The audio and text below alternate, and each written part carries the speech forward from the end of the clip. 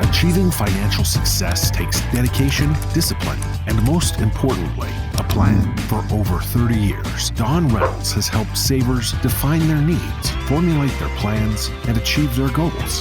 From accumulation to preservation and protection, and through the income distribution phase in retirement, implementing the right strategies makes all the difference. Your retirement is our business. Welcome to Strategic Asset Preservation. Good afternoon, everybody, and welcome to another episode of Reynolds Wrap. I'm Don Reynolds, and of course, joining me is Corey Stope, good friend and business partner. And today we're going to talk about Social Security a little bit and what we call the myths about Social Security and bust some of them, I guess is how I'll put it. I guess, jump right in. Social Security is not going to go broke. We've doing these workshops. I've been doing them for a long time, 20 plus years I've been doing Social Security seminars. And I've always heard people say, it's not going to be there. It's not going to be there. Folks, I'm telling you, it's not going anywhere. Now, there may be some changes to it. Obviously, nobody knows what that's going to look like, but we do know that the government has to quit kicking the can down the road, if you will, with this. And something's going to change. Maybe they're going to increase the earnings limits. Maybe they're going to change the early filing from 62 to 65.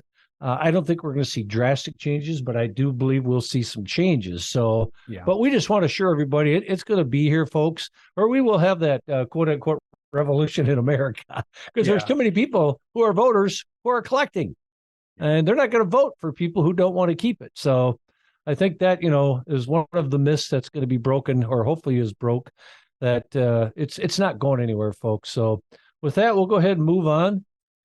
And that's really good. I'm glad you brought that up, Don, because again, that's a big concern a lot of people have. And I guess that kind of leads into a lot of people want to take it as early as they can and take it right away. And our recommendation, and it's always been recommendation, is if you absolutely need it for income, you can take it right away. And then when I'm talking about taking it right away that is age 62 currently. So currently you have basically about 3 benchmarks on some claiming decisions as far as age goes. And one would be as early as you could take it as 62. The next decision would be what we call your FRA, your full retirement age, and that goes off your year of birth. So you can look at that and find what your full retirement age is, and it'll also be on your statements. And then the last one would be age 70 with delayed credits. Now, again, if you do need it, absolutely take it when you need it if it's part of an important part of your monthly income. However, if you wait between 62, the earliest age, to your full retirement age, there is a permanent reduction every single year you take it early. And then again, from full retirement age, whatever that would be, ranges for most people between 66 to 67. Most people, again, would be 2, 4, 6, 8 months up to age 67. If you wait between that age of full retirement age to 70, you get a guaranteed 8% simple interest growth, between that age. So if you can delay to age 70, you will have potentially a 70 to 77% increase on your monthly benefit if you're looking at age 62 all the way to that age 70. And for most, that's a significant monthly increase that could pay dividends again into your future and in what we've all been dealing with, inflation, and having that much money come in per month. Last thing I'll say to that end is we work with a lot of clients that maybe the higher income person, we have them delay to age 70 to drive that benefit up because that benefit will start higher and then grow. And then that will be the survivorship benefit because in a married situation, the one spouse passes, that higher benefit is kept by the surviving spouse, whether it is your benefit or your married spouse's benefit. So again, take it if you need it, but if you can delay it, we certainly would recommend you delaying. Yeah, and that's a great point. And as we talked about in the past, we look at all of the parameters with this taxation because, if we can make it where only maybe 40% is taxable versus 85 by delaying it and, bridging the gap with other assets, we're going to look at all of these things.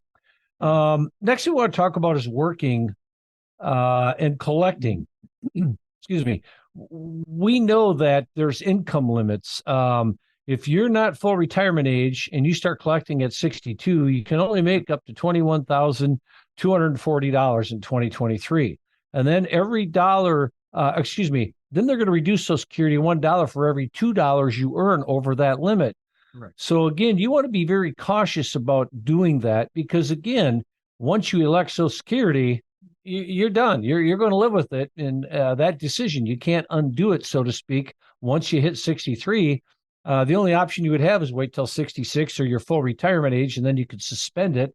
But at that point, most people don't even consider doing it. So again, that's what we can help you with, to show you what the cause and effects are of doing something like that. We do that in our workshop. So if you have never attended one and you happen to come to one, you'll learn that and see what we call hard numbers and the cause and effect of that, because you're going to have taxation coming along with all that, a reduction and taxation. It's a double negative. So be cautious with that one. Yeah. And I know we've talked on past episodes and whatnot too, so make sure to give us a call at 651-773-3859 if you have any questions on some of these Mythbusters or on the taxation of your benefit, because currently as much as 85% of your total benefit can be taxable to you. And again, there are strategies and ways that we can look at potentially reducing or eliminating that taxation back on the Social Security. And I know one thing that Don's real big on, and he talks about this in every seminar we do, is how many people rely on Social Security as a significant part of their monthly income. Absolutely. And this is kind of the last myth buster that we want to do is the fact of the matter is most recent studies say that of all the people collecting it, 88% of the people say it's about 55% of their monthly income. And so I guess what we're saying in that is that don't count on Social Security alone for retirement, because if you do, it's going to be a real problem for you. So hopefully you're saving. Take advantage of matches with 401ks if you're not. We know a lot of people don't do that, and that's free money, so you really need to do it. And I'll also say this, it's never too late to start, folks. No. Doing nothing is not a good plan. So by all means, start saving for your future, because that's going to just supplement the income from Social Security. And I can assure you, you will need it with taxes and inflation, as we have talked about in the past with these. Those are the two biggest killers, what we call silent killers in retirement plans, are taxes and inflation. So, absolutely. With that in mind, I want to thank you for today. Again, if you have any questions, please feel free to give us a call at 651-773-3859. Again, that's 651-773-3859. Thanks very much for your time. Appreciate it. And we'll look forward to seeing you again next time. Have a great day, everyone. Listen to more with Don Reynolds and Corey Stilp on the Strategic Asset Preservation Podcast by visiting 800preserve.com.